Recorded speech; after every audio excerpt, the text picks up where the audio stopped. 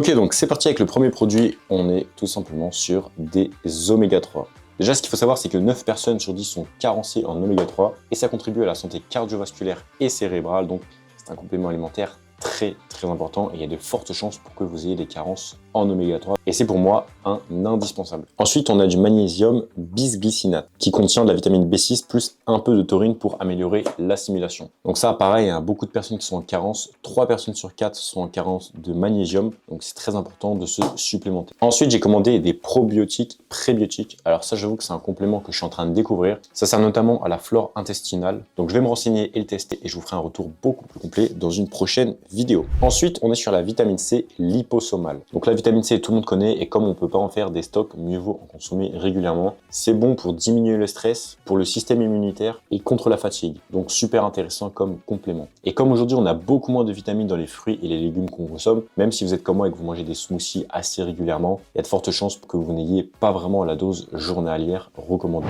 Il faut savoir que la plupart des compléments alimentaires de spiruline qui sont soi-disant made in France, ils sont en fait fabriqués en Chine et juste emballés en France et ils peuvent du coup mettre l'autocollant made in France. Eux sont véritablement faits en France et emballés en France. Donc de la spiruline, on a surtout de la vitamine A et du fer.